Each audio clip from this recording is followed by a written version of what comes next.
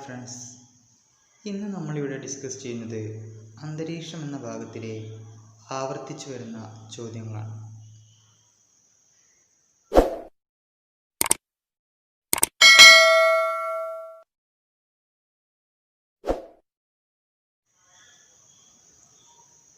അന്തരീക്ഷത്തിൽ ഏറ്റവും കൂടുതലുള്ള വാതകം നൈട്രജൻ.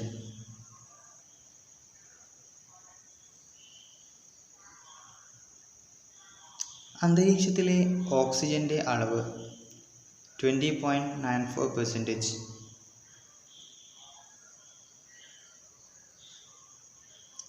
അന്തരീക്ഷത്തിൽ കാണുന്ന പൊടിപടലങ്ങൾ മൊത്തത്തിൽ അറിയപ്പെടുന്നത് എറോസോളുകൾ. മേഘങ്ങൾ, മഞ്ഞ് എന്നിവ രൂപം കൊള്ളുന്ന പ്രക്രിയ ഘനീകരണം.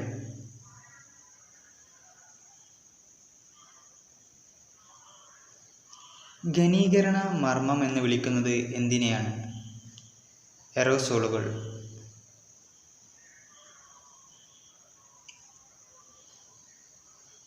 ഭൂവൽക്കത്തോട് ചേർന്ന് കിടക്കുന്ന അന്തരീക്ഷ പാളി ട്രോപ്പോസ്ഫിയർ.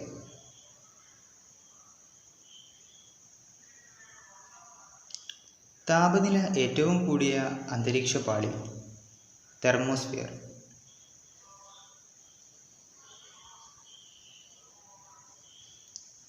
തെർമോസ്ഫിയറിൽ ഉയരം കൂടുന്തോറും താപനിലയിൽ വരുന്ന മാറ്റം താപനില കൂടുന്നു.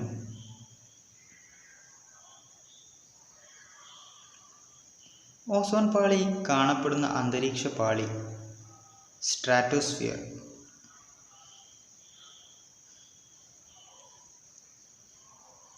അന്തരീക്ഷ പാളികൾക്ക് നാമകരണം നൽകിയ ശാസ്ത്രജ്ഞൻ ടെസ്റ്ററിൻ ദബോൾട്ട്.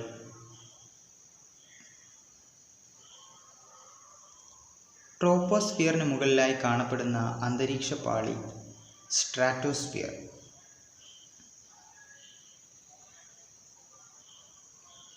മഴ, കാറ്റ്, മേഘങ്ങൾ, ഹിമപാതം എന്നീ കാലാവസ്ഥാ വ്യതിയാനങ്ങൾ ഉണ്ടാകുന്ന അന്തരീക്ഷ പാളി ട്രോപ്പോസ്ഫിയർ. ഏറ്റവും കുറഞ്ഞ ഊഷ്മാവ് രേഖപ്പെടുത്തിയ അന്തരീക്ഷ പാളി മെസോസ്ഫിയർ.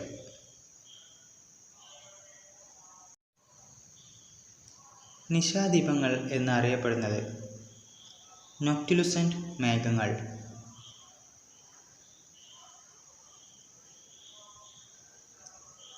വിമാനസഞ്ചാരത്തിന് ഏറ്റവും അനുയോജ്യമായ അന്തരീക്ഷ പാളി സ്ട്രാറ്റോസ്ഫിയർ.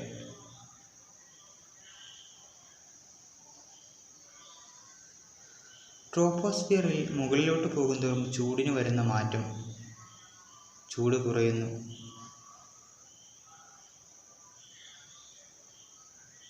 ഓസോണിൻ്റെ നിറം ഇളം നീല.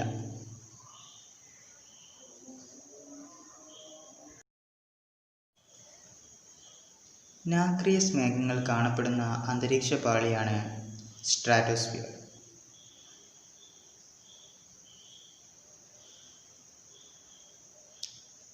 ഹരിതഗ്രഹ പ്രഭാവത്തിന് കാരണമാകുന്ന അന്തരീക്ഷ പാളി ട്രോപ്പോസ്ഫിയർ.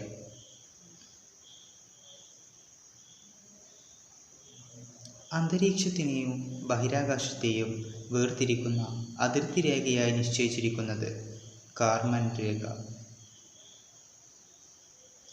ട്രോപ്പോസ്ഫിയറിനെയും സ്ട്രാറ്റോസ്ഫിയറിനെയും വേർതിരിക്കുന്ന അതിർത്തി രേഖയാണ് ട്രോപ്പോപാസ്. മെസോസ്ഫിയറിനെയും തെർമോസ്ഫിയറിനെയും വേർതിരിക്കുന്ന അതിർത്തി രേഖയാണ് മെസോപാസ്.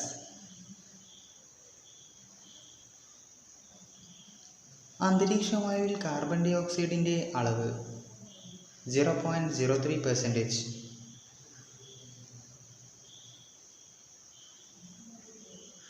റേഡിയോ, ടെലിവിഷൻ സംപ്രേഷണത്തിന് ഉപയോഗിക്കുന്ന അന്തരീക്ഷ പാളി അയണോസ്ഫിയർ.